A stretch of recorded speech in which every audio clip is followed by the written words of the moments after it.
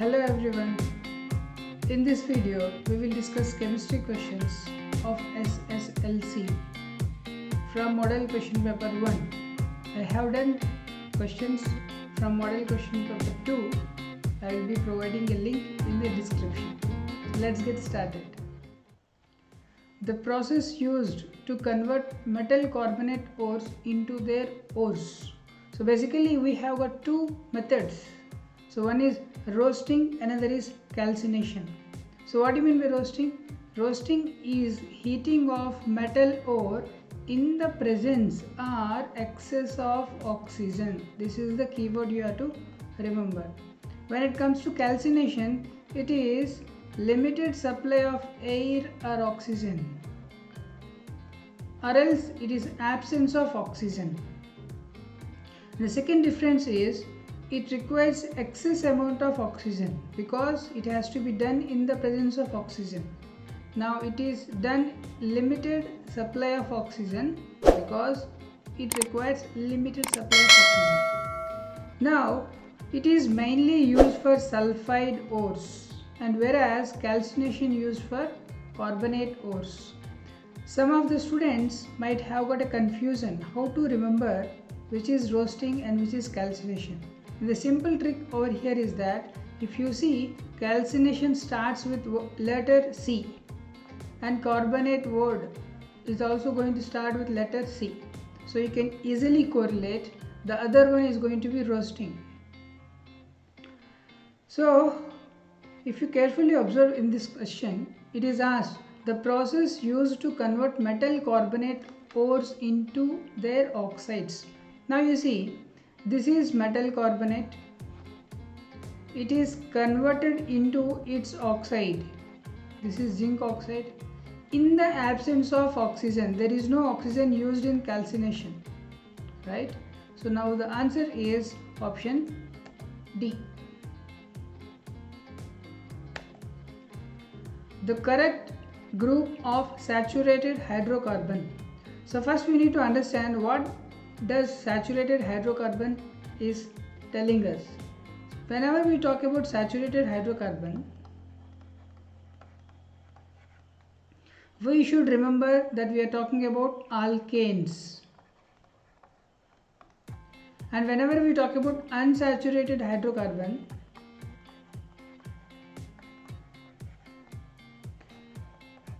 we are talking about alkenes, or it can be alkynes also. Okay, so what do you mean by alkanes? Alkane means having carbon-carbon single bond. Alkene means having carbon-carbon double bond. Alkyne means having carbon-carbon triple bond. So now we have got a general formula for alkane. General formula is CnH2n plus 2, and for alkene general formula is CnH2n, and for alkyne general formula is CnH2n minus 2. So now let us understand which of the formula is going to fit into this four options. Now the question here is saturated hydrocarbon. So when we talk about saturated hydrocarbon, it is being referred to alkane. So alkane means general formula is CnH2n plus 2. So if you carefully observe all the options, we will come across that C2H4 is basically satisfying the formula of CnH2n, which is alkene. But what we want? We want alkane. So you can eliminate this option. Now see option B. So we have got C2H6. So when you take n equal to 2 in the formula CnH2n plus 2, we are going to get C2H4 plus 2, that is nothing but C2H6. So when we take n equal to 3, then we will get C3H8. So when you take n equal to 4, we will get C4H10. So which means C2H6, C3H8, C4H10, all of them are satisfying option. All of them are satisfying the formula CnH2n plus 2. So that is what we are looking for. We are looking for alkane. So the correct option is B. The atomic number of an element X is 11. So atomic number of a particular element X is 11. What is atomic number? Atomic number is basically number of protons present inside the nucleus. Now another element Y having atomic number 17. So what are the elements? If it is 11, it is sodium. If it is 17, it is chlorine. Right? Now then the type of a bond formed between these two elements. As you all very much aware that Na and Cl is going to form ionic compound.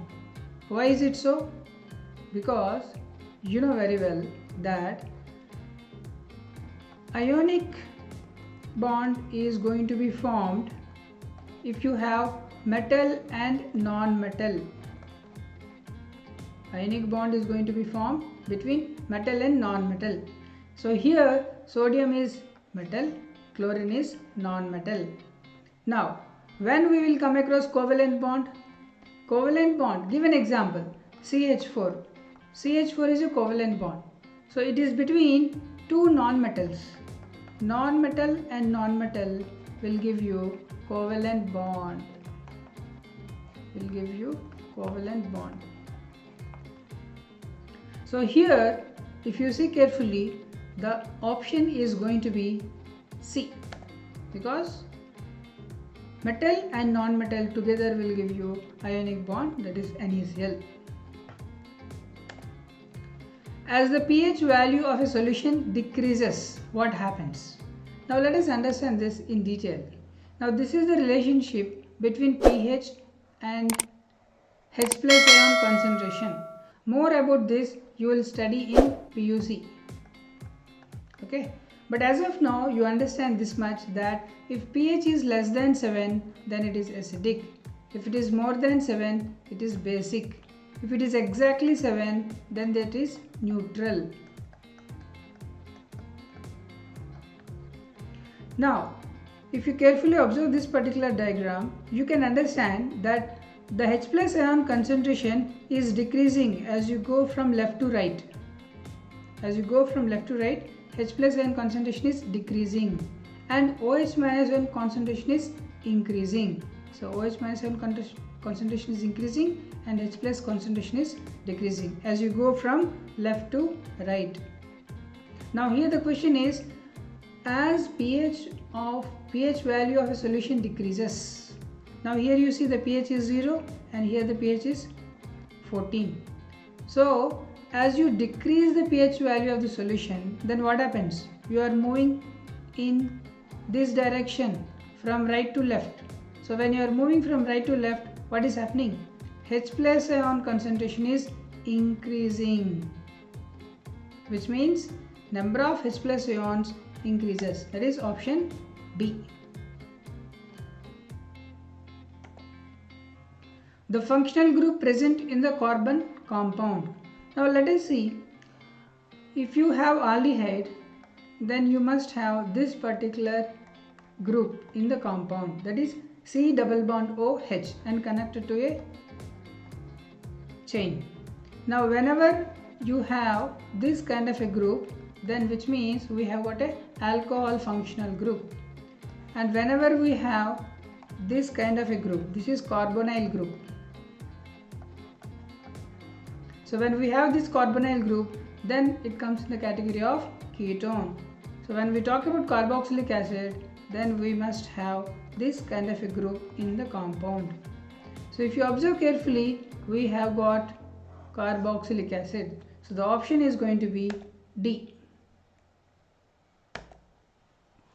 The atomic number of an element is 20. In the modern periodic table, this element belongs to which period? That is the question. Now let us see that periodic table. I am going to tell you in two ways how to solve this kind of questions. Okay. So let's see this. So if you carefully see the periodic table, you can identify the atomic number 20. This is nothing but calcium. So this is the first period, second one, third one, this is the fourth period. So straight away you can go to option A. But how can you identify that particular element in the periodic table? So that's why we have to do it in another way. How to do that? So now you have got atomic number 20, which means what? It has got 20 protons. At the same time, it has got 20 electrons also. So try to write the electronic configuration for atomic number 20. So if you write electronic configuration, it is going to be 1s2, 2s2, 2p6, 3s2 and 3p6 and then 4s2. So this is the electronic configuration. So if you carefully observe, we have got the fourth shell over here. Okay, we have got a fourth shell, which means what? It belongs to fourth period. Okay, so answer is option A. Let me just give you another example to do this. Now let us take oxygen. So everyone is very much aware that oxygen is having atomic number 8. So if atomic number is 8, then what is the electronic configuration? 1s2, 2s2 and 2p4. So if you see here, the highest shell is going to be 2. So if the highest shell is 2, which means it belongs to second period, right? Let us take one more example. Chlorine. Chlorine atomic number is 17. Write the electronic configuration for chlorine. 1s2, 2s2, 2p6, 3s2, 3p5. Right? So which is the outermost shell? 3. This is the highest shell over here. So that's why it belongs to third period. Okay? This is how we can solve these questions very easily. And those students who are not able to write the electronic configuration, I have made one video on this. I will provide the link in the description. Number of single bonds present in the structure of cyclohexane molecule. Now we need to understand what exactly the cyclohexane molecule is, right? Cyclo means what? Cyclo means ring. Hex means 6 carbon atoms. 6 carbon atoms. ANE. ANE means carbon-carbon single bond. So now you include all of them and write the structure. 6 carbon atoms and it has to be in the form of a ring. So write it down like this. So this is how. Carbon 1, 2, 3, 4, 5, 6. So we have got 6 carbon atoms and it is in the form of a ring. And if you carefully observe, everywhere we have carbon-carbon single bond. So this is the structure. So every carbon will be having 2 hydrogens because carbon is tetravalent atom. Valency is 4, tetravalency. So every carbon will have 4 bonds. So try to understand, they are asking single bonds. So when they are asking single bonds, you have to count only single bonds. And for your information, all the bonds over here are single. So just count. It is very simple, you know. When you are drawing 6-member ring, 6-member ring is called as 6-member ring. So you will have 6 single bonds, and every carbon has got 2 hydrogens. So 6 to the 12. So 12 plus 6 will be 18. Either you do it right away like this, or you just keep on counting 1, 2, 3 and so on. Okay. So the answer is going to be option B. In the modern periodic table, as we move down a group, the atomic size of the elements is going to decrease or remains constant, increases, first increases and then decreases. So these are the options. It is a very simple question. Let me tell you how to do it. Now you see, again come back to this periodic table. Okay. So if you see carefully, here is hydrogen. Electronic configuration of hydrogen is 1s1, right? And electronic configuration of lithium is 1s2 2s1. Okay, and electronic configuration of sodium is going to be 1s2 2s2 2p6 3s1. So if you keep on writing electronic configuration of elements in a particular group, why I am writing in a particular group? Because here the question is down a group. You have to go down the group. So if you carefully observe, hydrogen has got first shell as outermost shell, lithium has got second shell as outermost shell, sodium has got third shell as outermost shell. So now if you talk about the shell, this is nucleus and this is the first shell, this is the nucleus and this is the second shell, and this is the nucleus, this is the third shell, right? Like this. Okay, so which means what? As you go down the group, what is happening? Size is increasing. So option C is the correct answer. Okay, so remember this, when you go down the group, size increases. When you go down the group, size increases, and when you go from left to right, then size decreases. When you go top to bottom, size increases. When you go from left to right, size decreases. Okay, observe the following chemical reactions. What are the reactions over here? This and this. The decreasing order of reactivity of metals in the above reaction. So this question can be done in two ways. I will tell you the simplest way first, and then I will tell you the other way also, which is also simple, but this we will apply. Now you see carefully over here, this reaction is a displacement reaction. This is a displacement reaction. What does it mean? A plus BC will give you AB plus C. So one particular metal or an element is displacing another element, then it is called a displacement reaction. And how it is happening? That is happening because a particular element is more reactive than another element, then the reaction is possible. Now they have given already that these two reactions are happening. So how it can happen?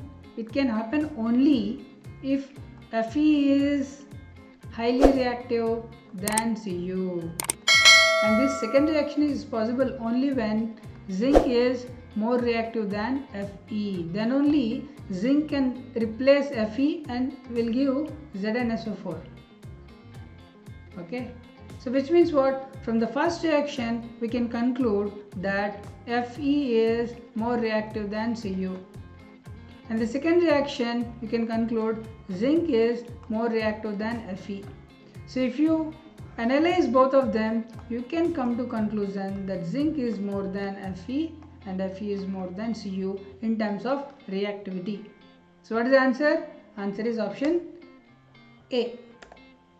Okay, now I told you there is one more way of doing it. Okay, that is from reactivity series. That is from the reactivity series. So now this is the reactivity series you need to remember. Either you do it this way or you remember this. Sometimes reactivity series order is very much helpful in solving a lot of questions. So that's the reason I am putting this particular mnemonic to remember the reactivity series in front of you. So try to remember this and remember the order, it will be helpful for you. And those elements which are there on the top are more reactive and those which are there below are less reactive, which means that particular element which is there on the top can displace all other elements which are there below that particular element. That's the meaning. Okay, remember that. The gas liberated when dilute sulfuric acid reacts with zinc granules. Now you see there is a reaction involved in this. You might have studied this in metals and non-metals. Now when metal is treated with an acid, we will get metallic salt. Okay, and then we'll get hydrogen. Take an example, zinc is a metal and you are reacting with H2SO4, then you will get ZnSO4 which is salt, and then H2 gas will be liberated. Now the question is, the gas liberated when the dilute sulfuric acid reacts with zinc granules. So what is the answer? It is nothing but hydrogen. This chemical reaction is an example of. It is clearly observed. You can clearly observe this. NaOH is a base. HCl is an acid. So acid plus base will give salt plus water, which is nothing but neutralization reaction. Very simple. Acha. Now what do you mean by combustion reaction? Let me just give you. Combustion reaction is basically heating in the presence of air. If you heat carbon in the presence of O2, which is nothing but air, O2 will be abundant in air. So you will get CO2, and apart from this you are also going to get heat and light. Okay. So if you take a compound of hydrocarbon, that is methane. Hydrocarbon means a compound having hydrogen and a carbon, that is hydrocarbon. Okay. And here this is only carbon. So when you have hydrocarbon, then what are you going to get when you do combustion? You will get CO2 and you will get H2O also. Along with that, heat is there and then light is also there. Now you need to balance this. How to do that? You have got 4 hydrogens here, so multiply this with 2. Okay, so how many oxygens are there towards the right side of the reaction? 2 from here, 2 from here. Okay, so how many? 4. So what you have to do? You have to multiply this with 2. So now you see balance, it is balanced. 1 carbon atom left side, right side 1 carbon atom. 4 hydrogens left side, right side 4 hydrogens. Left side 4 oxygens and right side also we have got 4 oxygens. So do understand, combustion is nothing but heating in the presence of air. Okay, if it is only carbon, we will get CO2 and heat and light. If it is hydrocarbon, then we will get CO2 and H2O, heat and light also. Now what do you mean by addition reaction? See, addition reaction is basically adding something, There is one interesting example which is given in your textbook, When you take unsaturated hydrocarbon, yes, let me clear this. Now if you take unsaturated hydrocarbon,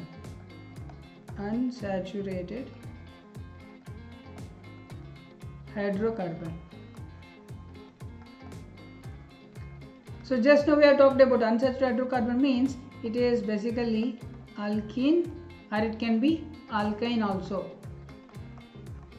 So unsaturated hydrocarbon, when it is treated with H2 in the presence of nickel, or it can be platinum, or it can be palladium. Okay, any one of them you take and treat with unsaturated hydrocarbon in the presence of H2, we are going to get saturated hydrocarbon.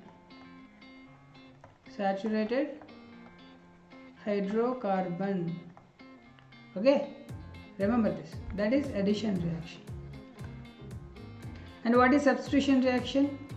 It is also very simple. Let me explain to you with an example.